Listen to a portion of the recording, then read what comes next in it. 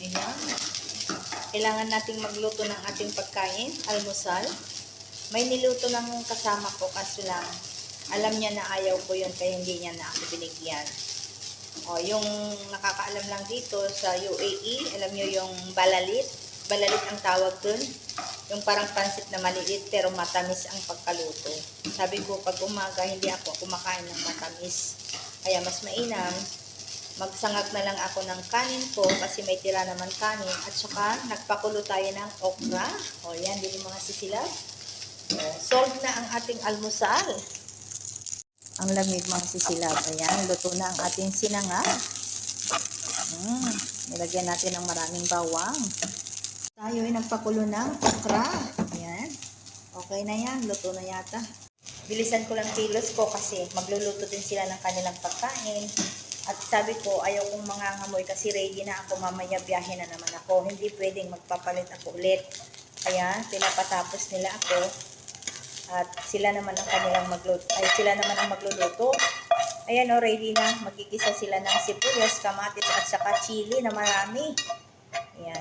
Ako naman ito lang, boiled okra, tapos itong fried rice. Yan po ang buhay natin. Sipag-sipag lang tayo. Mga sisilab para tayo makakain. O, di ba? Yan na. Mga sisilab, ready na ang ating pagkain. Sa kwarto na tayo kakain. Gawa ng magluluto din po sila. Ayan. Yan lang po mga sisilab. Punta na tayo kakain kasi biyahe na naman tayo. Ayan. Hello, hello! Good morning everyone! Shout out po sa ating lahat! Ayan, mag-aalmusal tayo bago ipagpatuloy ang ating trabaho. Ayan. Kailangan nang kumain. Ayan, nagawa tayo ng ating tea with milk. Ayan. Lipton tea. Ayan.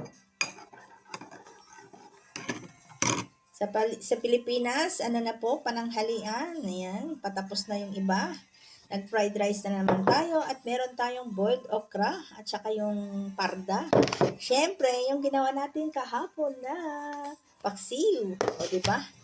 Yan po mga sisilab, kain tayo.